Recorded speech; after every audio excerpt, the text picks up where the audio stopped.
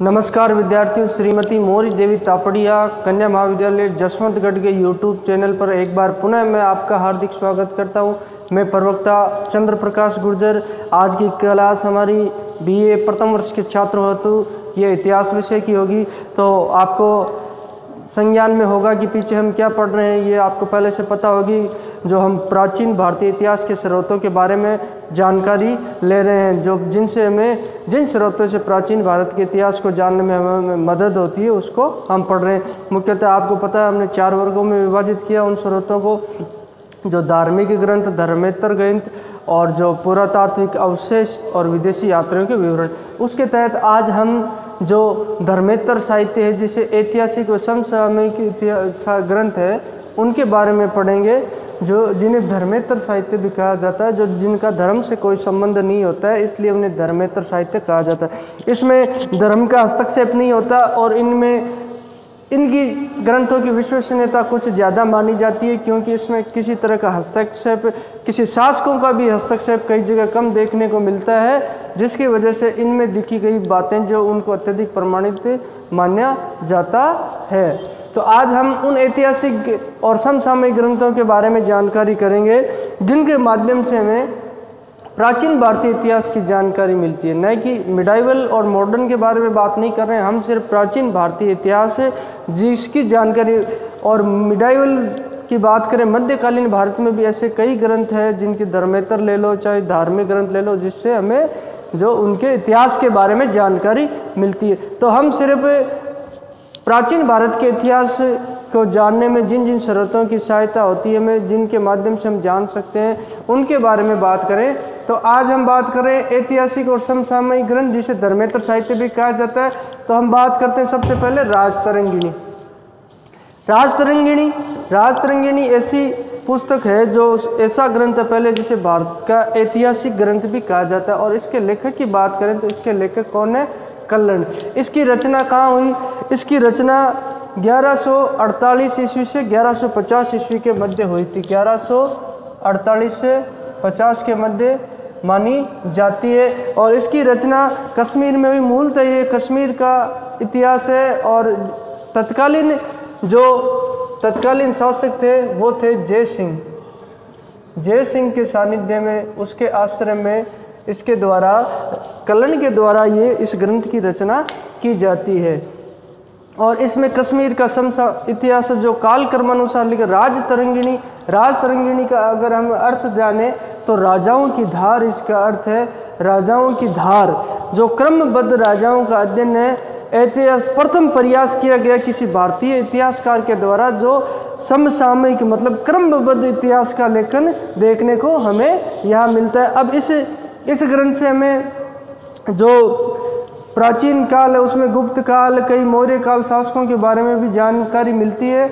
और कश्मीर के इतिहास को ध्यान में रखते हुए और उस कश्मीर के जो शासकों का मध्य भारत का क्षेत्र है, उत्तर भारत का क्षेत्र है, उन शासकों से किस तरह के संबंध रहते हैं, इसके बारे में हमें इससे जानकारी मिलती है। तो इसे प्रमाणित ग्रंथ भी माना जाता है भारतीय इतिहास।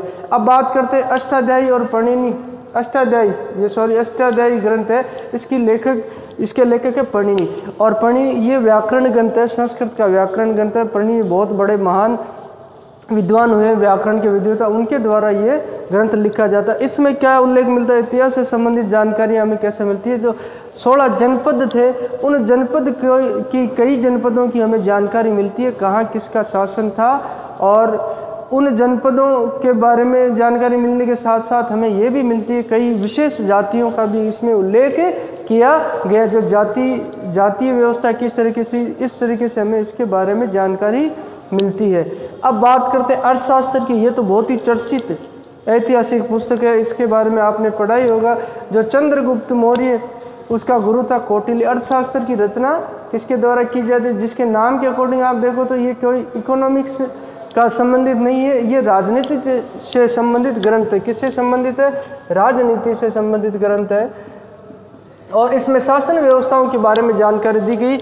और चंद्रगुप्त मौर्य जो उसके द्वारा जो नंद वंशों की समाप्ति की जाती है और मौर्य वंश की नींव डाली जाती है, उसके गुरु होते कौटिल्य। कौटिल्य का दूसरा नाम अगर बात करें तो कौटिल्य को विष्णुगुप्त भी कहा जाता है। कौटिल्य का दूसरा नाम विष्णुवर्धन, विष्णुगुप्त भी देखने को मिलता है और चाणक्य भी देखने को मिलता है। चाणक्य ये इसके उपनाम थे, चाणक्य।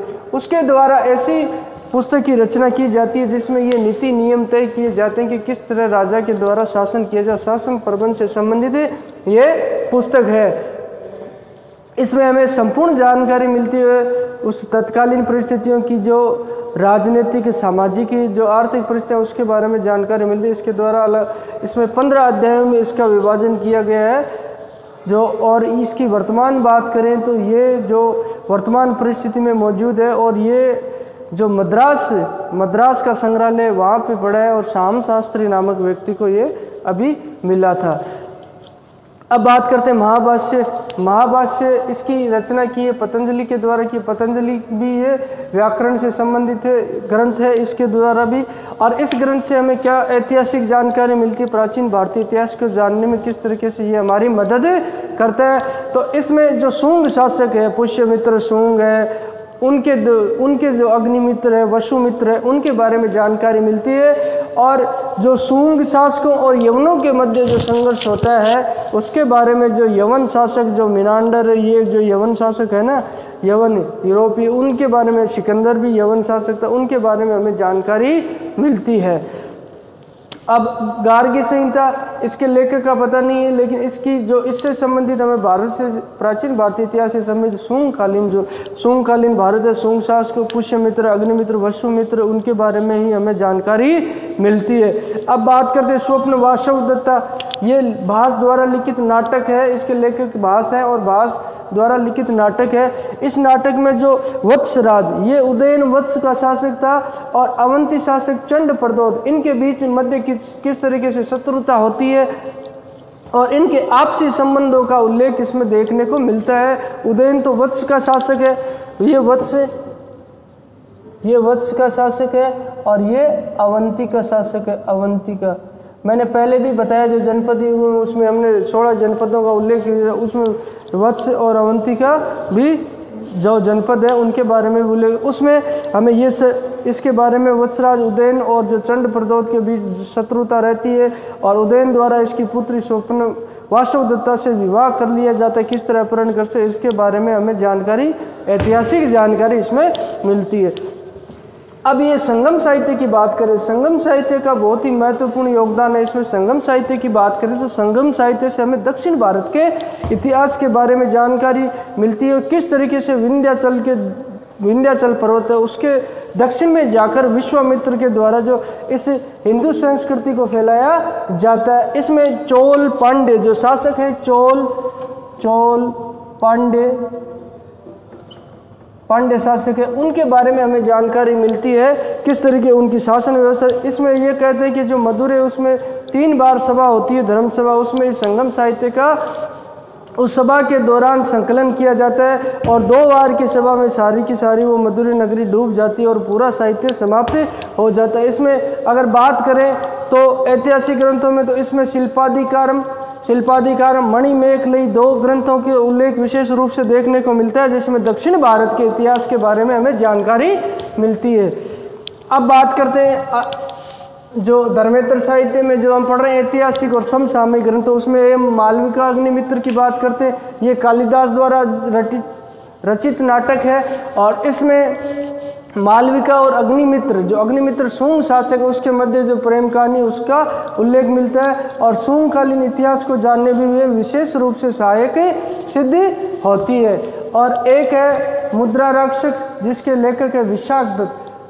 मुद्रा राक्षस है जिसके लेखक है विशाखदत्त। इसमें चंद्रगुप्त मौर्य के कालीन जो मौर्यकालीन रचना है उसमें चंद्रगुप्त मौर्य द्वारा किस तरीके से नंदों का जो विनाश किया जाता है, ये इसे प्रथम भारतीय जासूसी ग्रंथ भी कहा जाता है। अगर प्रतियोगिता परीक्षा में की दृष्टि से देखें तो ये क्वेश्चन अत्यधिक महत्वपूर्ण होता है कि भारत का प्रथम जासूसी ग्रंथ किसे कहा जाता है, मुद्रा राक्षस को कहा जाता है, और इसके लेखक कौन है, विशाखदत्त।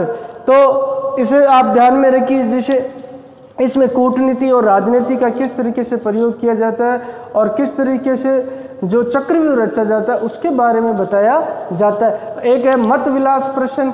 मतविलास प्रश्न के लेखक की बात करें तो महेंद्र वर्मन इसके लेखक है। इसके द्वारा जो उस समय महेंद्र वर्मन बौद्ध भिक्षुओं और कपालिक साधु होते उनके ऊपर व्यंग्य किया जाता है। मत विलास यानी प्रश्न यानी व्यंग्य किया जाता है, मत विलास उसके द्वारा व्यंग्य कहा जाता है और उनके जो नैतिक चरित्र को पतन को गिरते हुए दर्शाया जाता है उसके बारे में महेंद्र वर्मन प्रथम द्वारा बताया जाता है। अब हर्ष चरित्र की बात करें तो इसके लेखक बाण है समकालीन हर्ष के। इसमें हर्ष द्वारा जो शासन वर्धन वंश के जो वर्धन वंश के शासक है हर्ष, उसके बारे में हमें जानकारी मिलती है। हर्ष ने किस तरीके से शासन किया और अपनी बहन राजेश्वरी को किस तरीके से बचाते हैं, उसके भाई का राज्यवर्धन का किस तरीके से हत्या हो जाती है, इसके बारे में हमें इस हर्षकालीन समय की जानकारी इस ग्रंथ से हमें मिलती है। इस तरह ये प्राचीन भारतीय इतिहास को जानने में अत्यधिक सहायक सिद्ध होता है।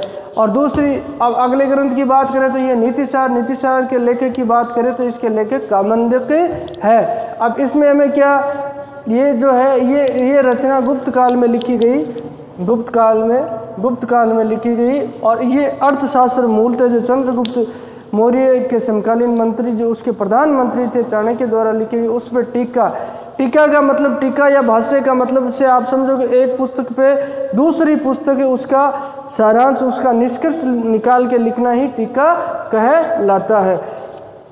अब गौड़ वो पुस्तक है उसके लेखक है वाकपति राज।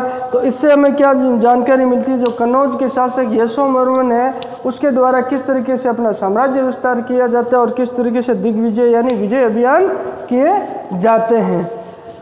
अब आगे जो हम समसामयिक ग्रंथ की बात करें तो पंचतंत्र इसकी रचना बताते हैं गुप्त काल के दौरान रचना हुई है और इसकी रचना विष्णु शर्मा के द्वारा की गई। अब इस पुस्तक में क्या बात है, इस पुस्तक में तरह तरह की कहानियाँ लिखी है, ज्ञानवर्धक कहानियाँ लिखी गई है जिससे हमें तत्कालीन जो सामाजिक स्थितियों के बारे में काफ़ी जानकारी मिलती है। इसलिए ये भी प्राचीन भारतीय इतिहास को जानने में काफ़ी सहायक सिद्ध होता है। अब विक्रमादेव चरित्र की बात करें तो इसके लेखक विलन है और ये शासक विक्रमादेव है। इसके चरित्र के बारे में हमें इसमें जानकारी मिलती है, इसके शासनकाल के बारे में जानकारी मिलती है।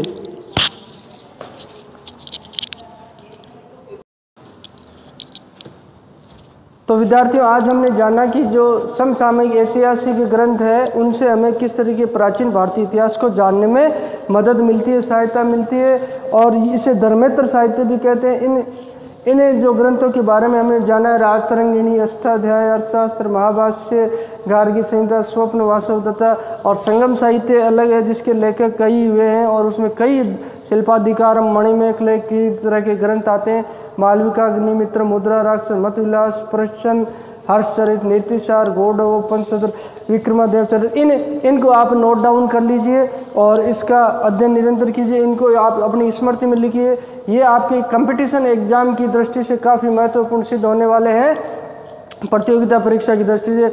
और इसको आप अपनी कॉपी में जो नोटबुक है उसमें नोट डाउन करोगे। और कल हम जो पुरातात्विक अवशेष है इसमें जो अभिलेख होते हैं ना, अभिलेख जो किसी तरह का पत्थर पे लिखा हुआ हो, चाहे तांबे की प्लेट पे लिखा हो, चाहे गुफा में लिखा हुआ हो, चाहे पिलर पे लिखा हुआ हो, उसके बारे में हम जानेंगे और किस तरह के अवशेष जो उन अवशेषों से हमें प्राचीन भारत के इतिहास को जानने में किस तरीके से मदद मिलती है। तो आज की क्लास में हम इतना ही पढ़ेंगे। और बोलिए, यहाँ तक कुछ आपको समझ में नहीं आया हो, किसी तरह की समस्या शंका हो तो आप निसंकोच पूछ सकते हो कमेंट्स के माध्यम से। और आज के लिए बस इतना ही। बहुत बहुत धन्यवाद।